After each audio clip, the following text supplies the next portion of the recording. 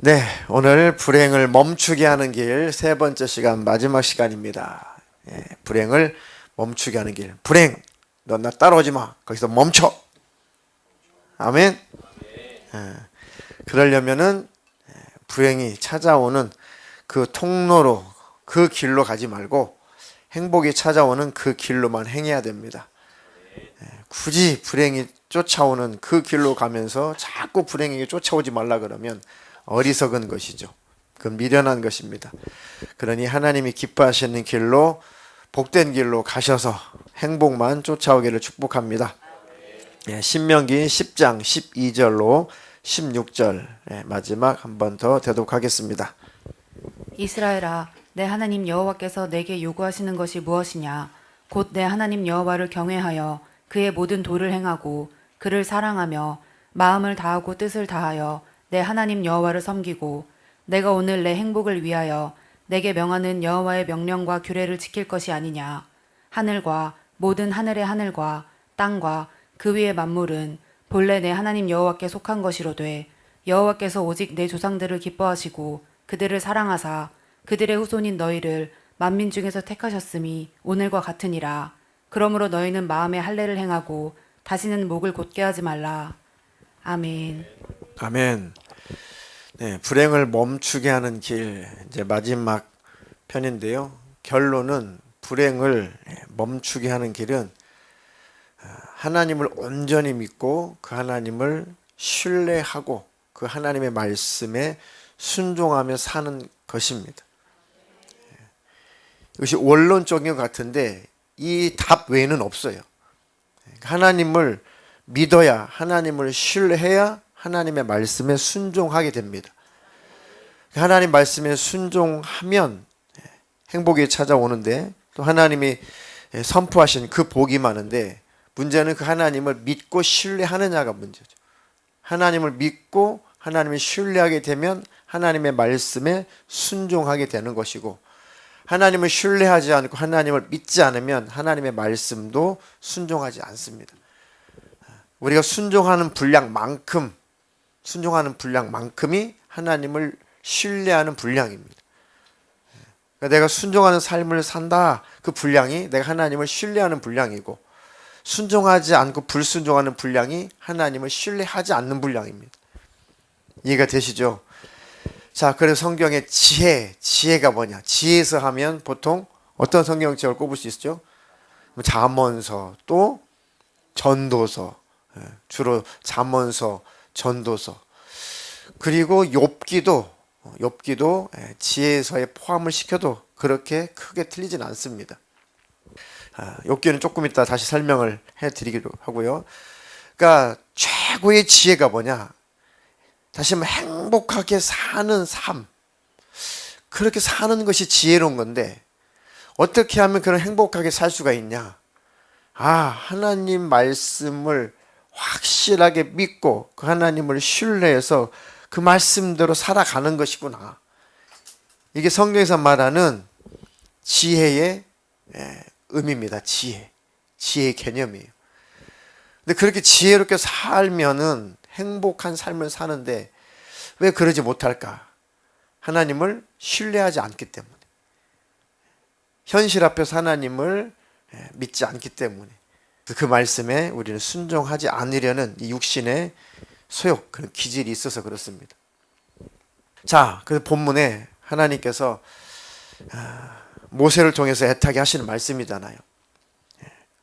이스라엘에게 하시는 말씀이지만 지금 각자 저와 여러분들에게 하나님 하시는 말씀으로 이렇게 응용해서 들으시길 바라겠습니다.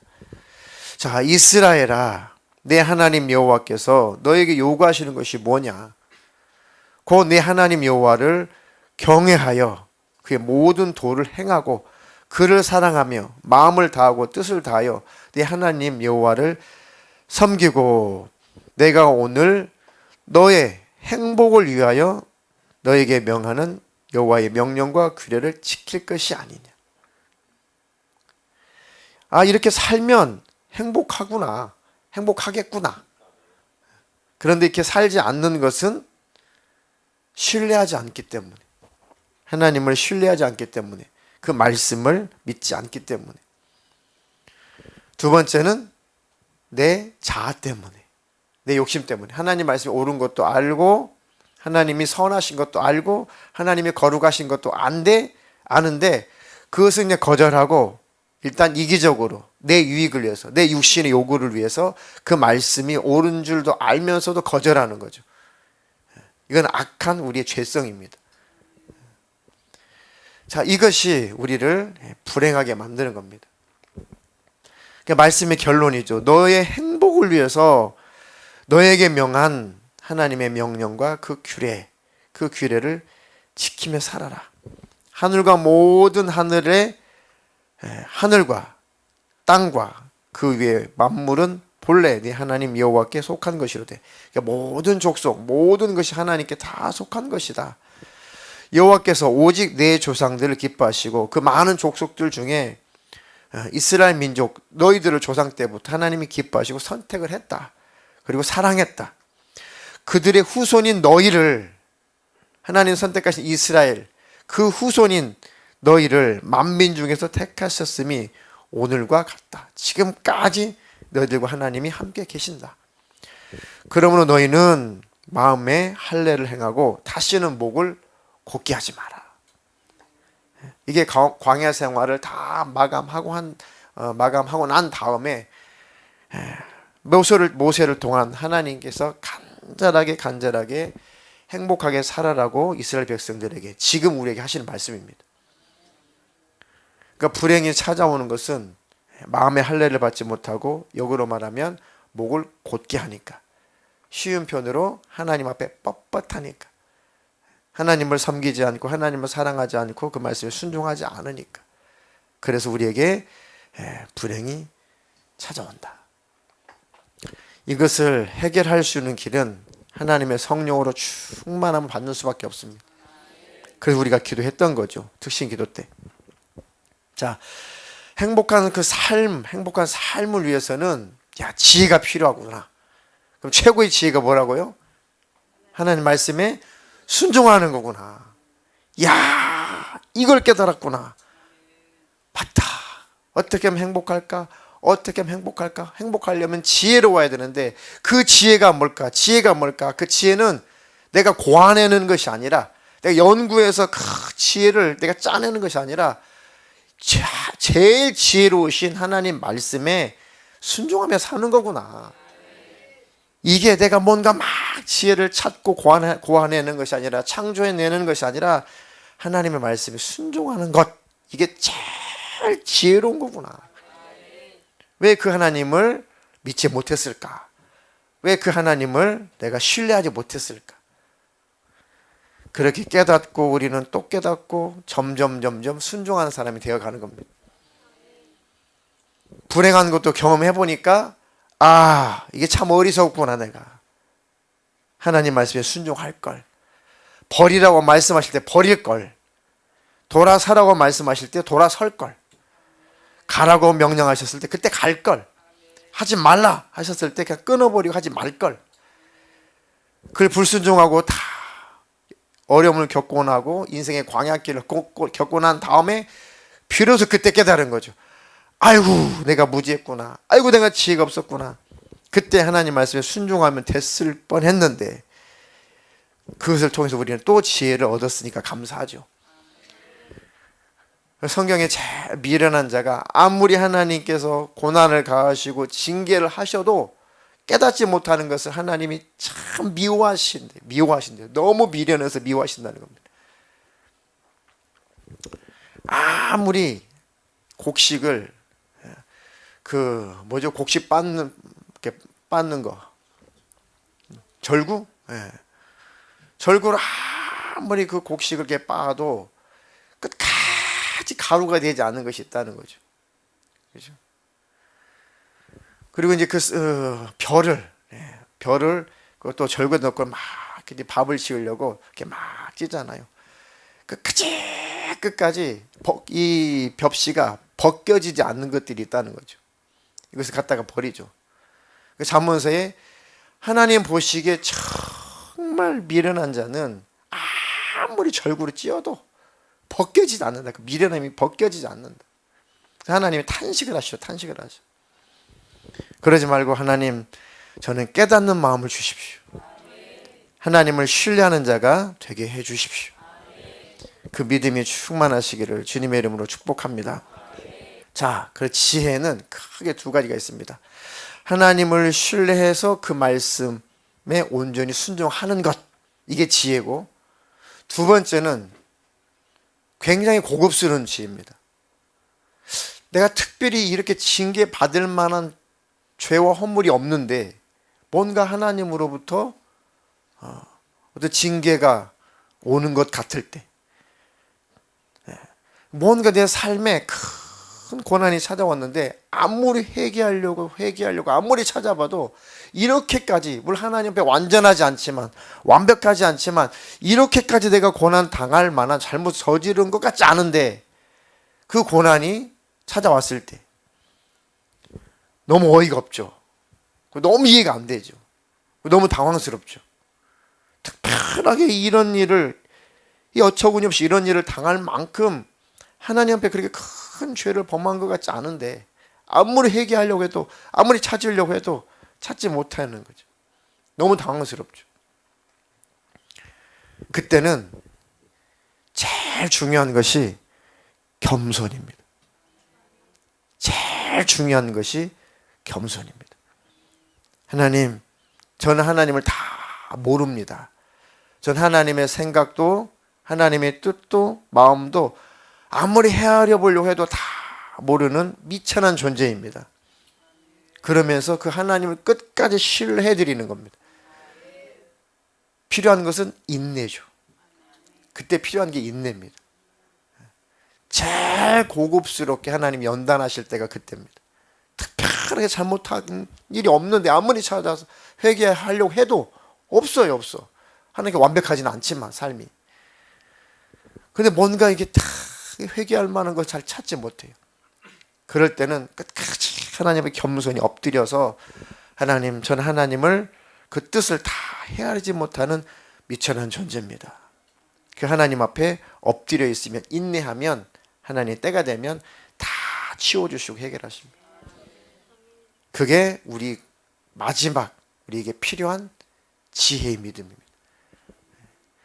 거기까지 우리가 그 믿음이 도달하게 된다면 우리는 절대 요동하지 않을 겁니다.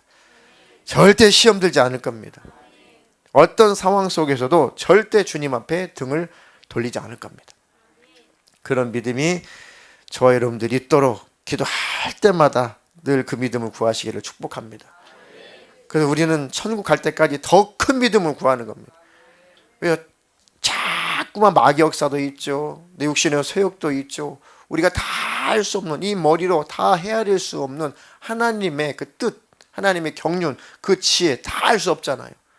그러니까 늘 하나님 내게 큰 믿음을 주세요. 모든 상황과 모든 여건들을 잘 넘어설 수 있도록 믿음을 주십시오. 하나님을 그래도 지지하며 신뢰할 만한 믿음을 주시고 끝까지 하나님을 바라볼 만한 믿음을 부어주십시오. 그 믿음까지 저와 여러분들에게 하나님이 성령으로 부어주시기를 축복합니다.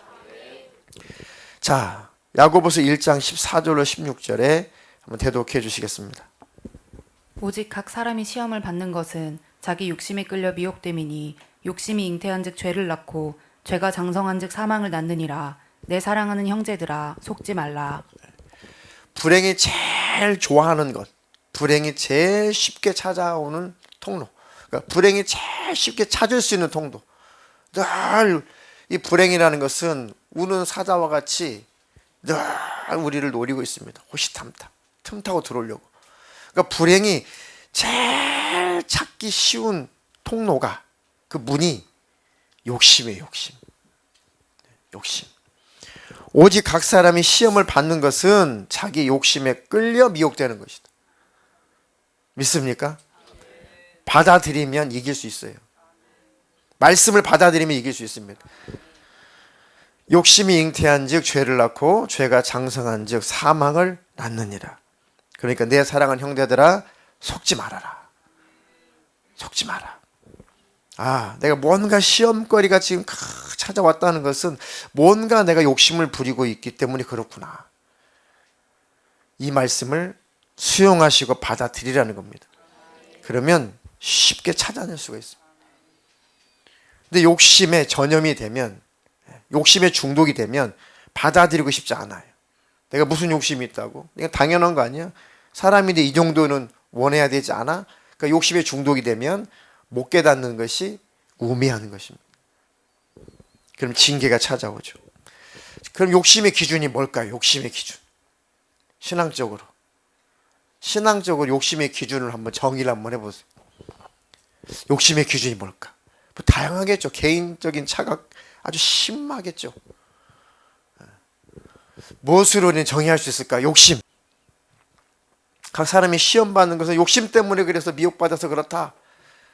그러면 그 욕심의 기준은 뭐냐고요? 욕심의 기준 뭘까요? 이렇게 성경적으로 영적으로 이렇게 정의할 수가 있습니다. 내 마음이 하나님과 멀어지게 하는 모든 선택, 내 마음이 하나님과 멀어지게 하는 모든 일련의 선택들은 다 욕심이에요. 어떤 사람은 그 욕심이 아닐 수가 있습니다. 근데 내게는 욕심이 될 수가 있어요. 내게는 욕심이 되지 않을 수 있지만 다른 사람에게 욕심이 될 수가 있죠. 그렇죠? 그러니까 내가 뭘 선택했는데 그것이 하나님과 마음이 멀어지게 하는 결과를 초래했다면 그게 바로 자기 욕심인 거예요. 그러니까 누구한테 그 잣대를 들이댈 수는 없어요. 내가 이러니까 너도 이래야 되나 할 수는 없는 거죠. 사람의 믿음의 분량에 따라 욕심의 분량도 다 다르니까요. 이해가 되시죠? 아, 내가 지금 이 선택이 욕심인가 아닌가는 그렇게 구분하십시오. 이것을 선택했을 때 그 열매가, 그 결말이 하나님과 나와 마음이, 내가 하나님에게서 마음이 멀어지는가, 그것은 욕심이에요. 성령님의 역사라면은 더 하나님과 가까워지지 절대 멀어지지 않습니다. 아멘. 아, 내가 무엇을 선택할까 그 기로에 서 있을 때 자기 자신을 잘 바라보면 1차 욕심인지 아닌지 벌써 양심 속에서 알아차려지게 돼요. 하나님의 성령이 또 가르쳐 주십니다. 근데 욕심이 더 강하게 밀려오고 그 욕심에 중독이 되면은 그것을 우리는 애써 무시하죠. 거절하죠. 괜찮을 거야 하고 선택하죠. 그 결과를 보니까 하나님과 내가 마음에서 멀어지는 결과가 나왔어요. 아, 그때라도 그게 욕심이었구나. 그게 탐심이었구나. 빨리 깨달으시고 그때라도 돌이키면은, 그때라도 회개를 하게 되면 다시 하나님과 가까워질 수가 있습니다. 아멘. 사람의 욕심 부리는 모습과 암세포의 특성은 똑같아요. 사람의 욕심 부리고 탐욕스러운 모습이나 암세포들의 특성이나 똑같습니다. 암세포의 특성은 뭐예요? 암세포 특성. 네? 뭐 전이 장악하려고 하는 거죠. 막 지배하려고 하는 거죠. 욕심을 부려서 다 온몸을 지배해버리려는 것이 암세포의 특성이죠. 또 한 가지는요? 또 한 가지는? 아니요. 암세포의 특성은 안 죽는 거예요. 영생하고 싶은 거예요, 스스로. 암세포의 특성이 왜 암이 덩어리가 돼요? 원래 세포는 어느 정도 일정한 시간이 지나면 죽게 되어 있잖아요. 죽어도 안 죽는 게 암세포입니다. 그래서 계속 복제해서 계속 자기와 같은 존재를 계속, 그러니까 자손을 막 100명, 1000명 막 이렇게 그 이슬람권은 그렇잖아요. 막 전 세계 자식을 뿌린다며, 막 씨를 뿌린다며. 그런 것처럼 암은 자기와 같은 모습을 계속 복제해서 영생하고 싶은 거예요. 욕심부려. 절대로 죽고 싶지 않아요. 스스로 살고 싶어요. 영생하고 싶어요. 그래서 다른 정상 세포까지 해를 가하는 것이죠. 자기만의 집을 짓는 것이죠. 내 아성을 쌓는 게 또 암세포의 특성입니다. 그걸 종양이라고 하죠. 위에다가 내 집을 만들 거야. 나만의 세계를 만들 거야. 그게 종양이 되는 거잖아요. 종양이. 그 모습이나 인간의 탐욕스러운 모습이나 똑같습니다. 똑같습니다. 아, 이 암이 정말 좋아하는 기질이 욕심 부리는 거구나. 탐욕스러운 거구나. 이기적인 거구나. 자기만 아는 거구나. 아, 이런 기질로 살면은 암이 참 좋아하는 환경이구나. 불행이라는 것이 잘 찾아오는 그 통로를 열어주는 거구나. 이해가 되시나요?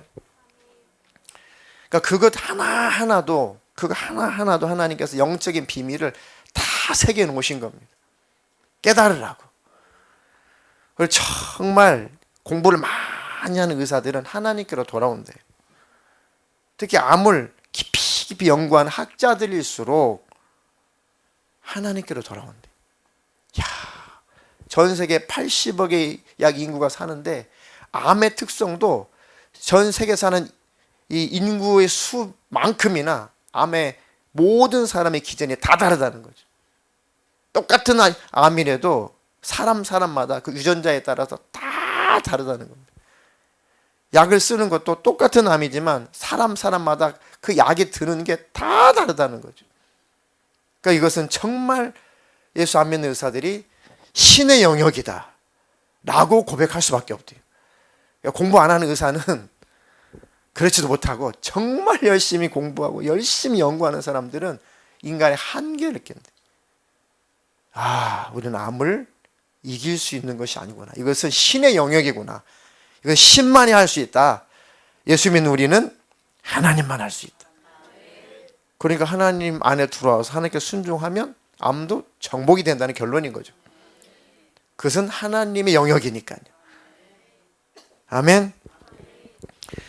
그래서 사도 바울은 그렇게 힘들고 고생하고 고통스러운 사도 바울만큼 고생한 그런 사도가 또 어디 있겠습니까? 성경상에 기록된 것만 봤을 때 이렇게 고통스럽고 힘들고 많은 고난을 당한 사도가 또 있겠습니까?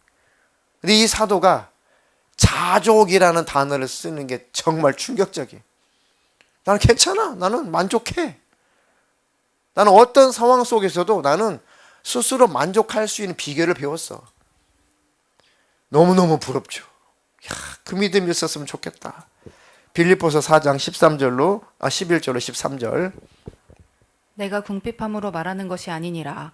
어떠한 형편에든지 나는 자족하기를 배웠노니 나는 비천에 처할 줄도 알고 풍부에 처할 줄도 알아. 모든 일 곧 배부름과 배고픔과 풍부와 궁핍에도 처할 줄 아는 일체의 비결을 배웠노라.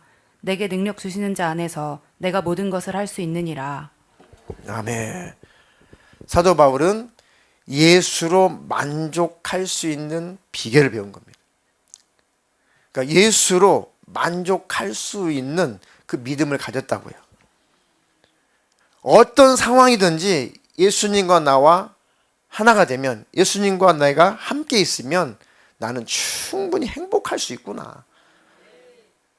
궁핍할지라도 예수님과 함께 있으면 난 행복을 느낄 수가 있는 거구나. 아무리 풍부하고 물질적으로 아무리 넘쳐나도 그것이 내 마음을 빼앗아갈 수가 없는 거구나. 예수님으로 만족을 누리다 보니까 풍부한 것, 재물이 많은 것, 넘치는 것, 그것 따위가 내 마음을 못 뺏어가는구나. 반대로 아무리 궁핍하고 아무리 가난해도 그 가난 따위가 주님을 향한 내 마음을 못 뺏어가는구나. 역으로 표현하면 하나님의 그 사랑이 그거보다 크다 그 얘기죠. 하나님의 그 사랑이 내게 부어지면 나는 모든 것에 만족할 수 있는, 자족할 수 있는 그런 존재가 되는 거구나. 예수로만 우리는 행복할 수가 있는 겁니다. 오늘 마지막 설교에, 불행을 멈추게 하는 게 마지막 설교에 정말 자족하기를 배우는 저와 여러분 되기를 축복합니다. 하나님, 나도 사도 바울처럼 정말 예수로만 만족할 수 있는 믿음을 주세요.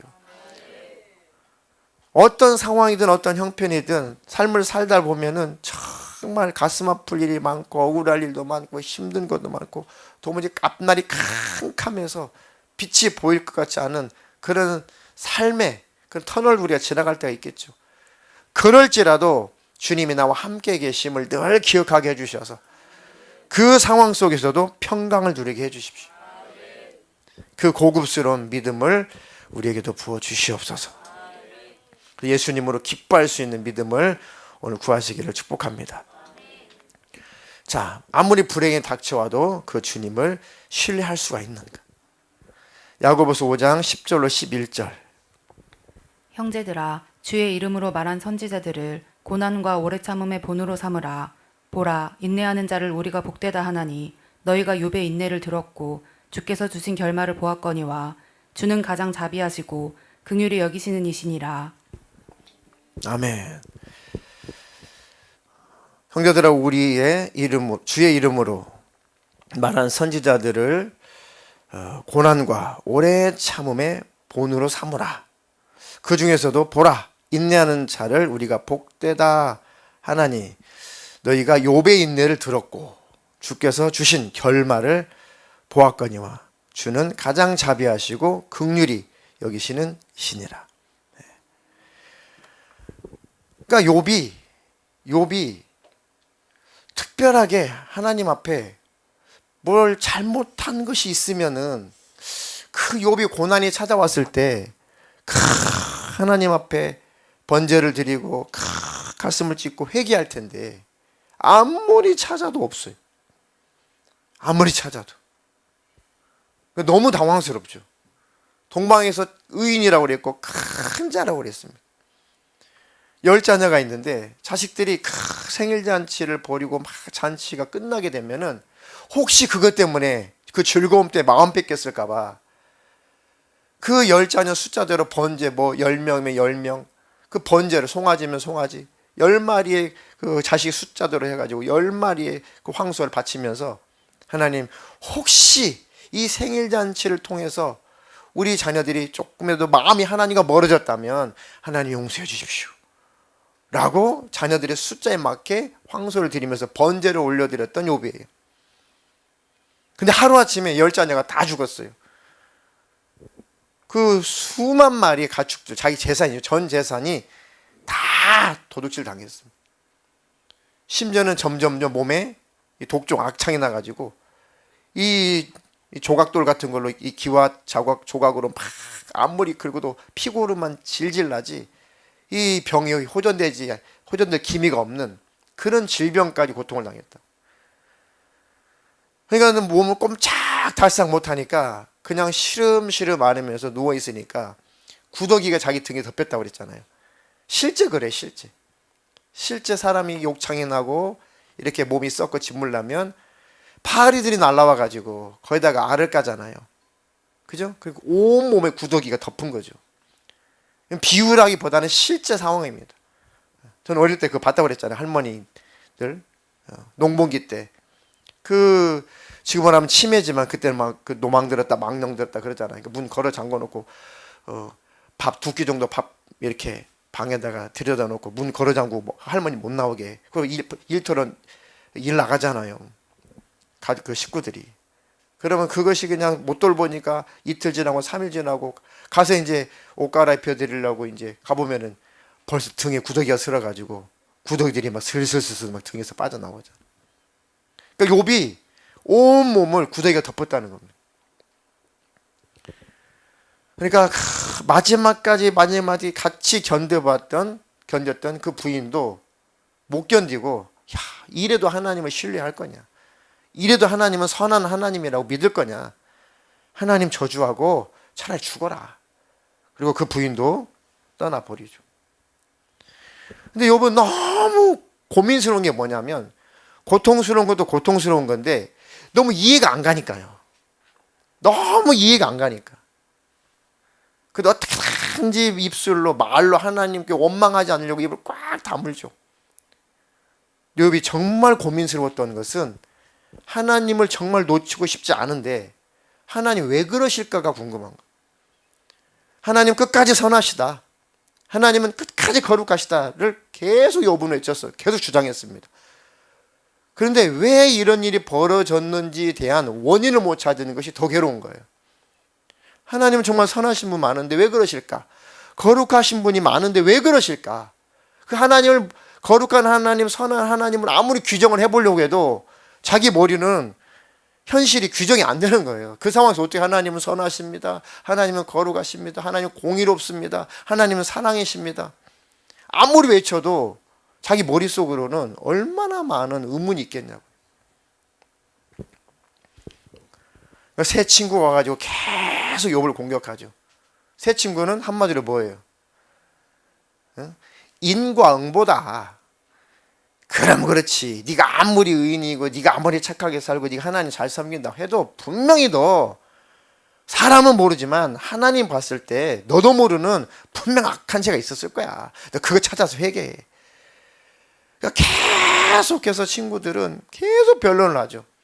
너 회개해라. 너 뭐 분명히 뭐 잘못한 게 있을 거야. 너 빨리 찾아봐라. 너 원인 없이 이런 결과 나올 수가 없다라고 계속 새 친구는 계속 긁어만 대는 거죠. 그게 인과응보죠. 그러니까 욥은 아니다. 내가 정말 뭘 하나님께 잘못했는지 찾고 또 찾아봐도 특별히 찾을 게 없다. 그런데 왜 이런 일이 내게 닥쳐왔는지 나는 알 수 없다. 다만 나는 그 하나님을 원망하지 않겠다. 내가 몰라서 그렇지 뭔가 하나님의 뜻이 있을 거다. 나는 그것을 모르겠다.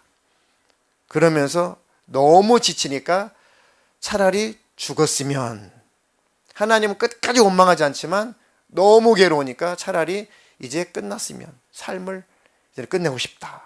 제발 하나님이 나를 좀, 내 목숨을 거둬 가셨으면 좋겠다. 제발 좀 죽여주셨으면 좋겠다 하면서 마음속에 살 의지를 딱 내려놔 버리죠. 그때 하나님께서 딱 나타나셔가지고 그 새 친구를 하나님께서 강력하게 호되게 야단을 치죠. 뭔가 굉장히 많이 아는 것처럼, 삼라만상의 모든 원리를 다 아는 것처럼 그 새 친구는 계속 욥에게 정죄를 했잖아요. 회개를 촉구했잖아요. 그 욥에게 네가 내가 창조한 모든 천지 만물의 원리를, 심지어는 동물들이 왜 그렇게 만들어졌는지 그 원리들을 네가 하나라도 알긴 하냐. 그러면서 욥이 하나님 앞에 마음의 무릎을 꿇는 것은 뭡니까? 아하, 나는 하나님을 다 알 수 있다고 착각했습니다. 왜 이런 일이 있을까? 내 생각으로 하나님을 규정해 보려고 몸부림을 쳤는데 이것이 교만이었다는 거죠. 그 한 가지 깨닫는 겁니다. 그 욥기를 통해서 1장, 2장에 보면은 처음부터 사탄이 하나님 앞에 와요. 그리고 욥이 까닭 없이 그렇게 하나님을 잘 섬긴 줄 아십니까? 하나님께서 욥이 하는 것마다 다 잘 되게 하시고, 건강하고 돈도 많고 부자고 자식들 잘 되니까 뭐 불평불만 원망할 거 하나도 없으니까 당연히 하나님 섬기는 거 아닙니까? 하나님 그거 욥이 가지고 있는 거 다 뺏어 보십시오. 그럼 정말 하나님 원망할 겁니다. 욥이 그냥 의인입니까? 하나님 축복하니까 의인이지. 하나님께서 그래, 그러면 욥이 고난 당할 일이 없고 자식들이 죽을 일이 없고 재산을 다 뺏길 그런 잘못이 없는데, 그럼 네가 한번 해봐라. 네가 한번 뺏어봐라. 그렇게 된 거잖아요. 자, 하나님의 섭리, 하나님의 뜻, 영적인 세계의 모든 일들을 우리가 얼마나 알겠냐고요. 그죠? 하나님 나라에서 계획된 일들, 하나님과 사탄의 대화를 우리가 어떻게 엿듣기라도 할 수 있겠냐고요. 그러니까 우리 삶에 기가 막힌 일이 있고 원치 않는 일이 발생하고 당황스러운 일이 발생할지라도, 하나님 제 좁은 머리로는, 제 좁은 생각으로는, 제 식견으로는 하나님을 다 알지 못하는 존재입니다 라고 끝까지 그 하나님의 선하신 뜻이 있다고 신뢰를 해드리는 그 믿음이 필요한 겁니다. 아멘. 왜요? 지금 때가 점점점 마지막 때 말세로 계속 치닫고 있죠. 그런 모든 지구상의 모든 사람들에게 일어날 일들이 계속해서 닥쳐오고 또 닥쳐올 거라고요.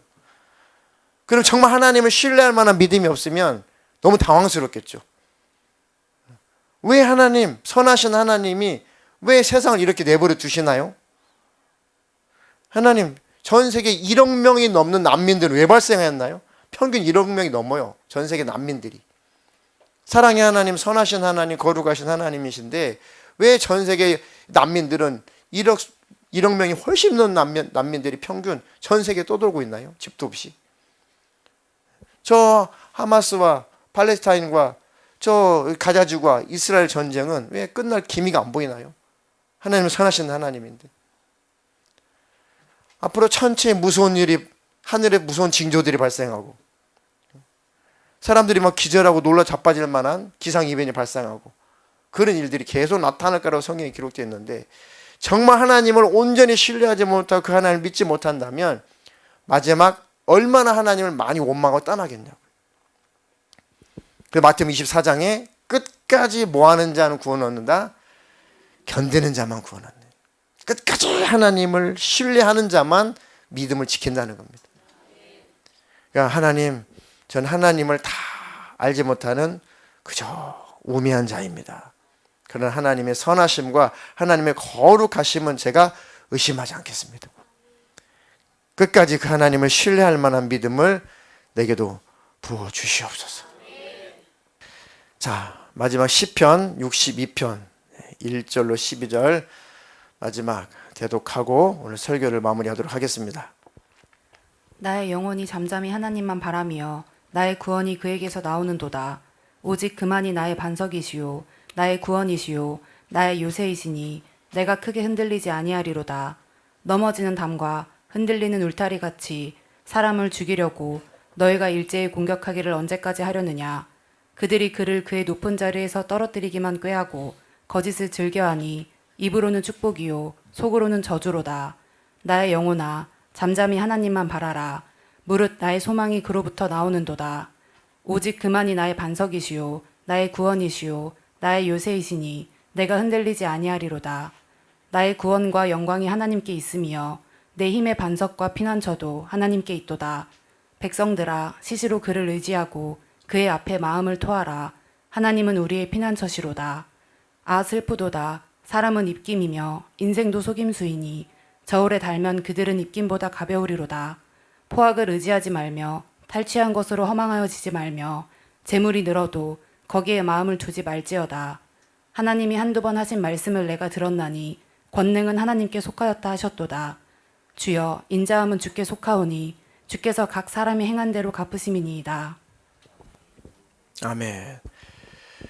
다윗이 전성기를 다 지나고 최고의 정점에 있을 때 다윗이 밧세바를 범하고 그 남편 우리아를 죽이게 되죠. 하나님께 철저하게 회개는 했지만 죄가 무서운 건 뭐냐면 하나님은 그 보응을, 그 대가를 치르게 하시는 거예요. 영혼은 구원을 해주시는데 삶 속에 그 대가를 치르시게 하는 게 무서운 겁니다. 그게 무서운 거예요. 죄의 대가, 그 보응이 있다는 겁니다. 네 자식이 대낮에 백주에 네 철을 범할 거다. 그런 일이 벌어지죠. 그리고 심각하게도 아버지 죽이겠다고 다윗의 아들 압살롬이 왕자리 뺏겠다고 아버지 죽이러 쫓아다니죠. 그러니까 아들은 차마 전쟁터에서 죽일 수가 없으니까 그 왕자를 버리고 도망다니는 거예요. 결국 광야 생활을 또 하게 돼요, 다윗이. 기가 막히죠. 그때 사울에게 쫓겨다니면서 겸손해졌던 자기 자신을 회상하게 되는 겁니다. 사울에게 쫓겨서 황무지 이런 광야 생활을 다윗이 오랫동안 했거든요. 그러면서 자기 아들 또 압살롬에게 쫓겨서 황무지 또 광야 생활을 하면서 자기 모습이 기가 막힌 겁니다.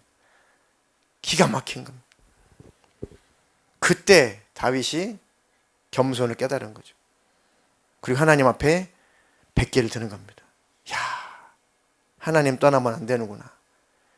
하나님만 끝까지 바라보며 살아야 되는구나. 하나님, 이런 지경에 이런 상황이 놓여 있어서 아들을 죽일 수도 없고 그렇다고 나라를 버릴 수도 없고 어찌할 수 없는 이 기가 막힌 광야 생활 속에 그저 나는 잠잠히 하나님을 바라보겠습니다.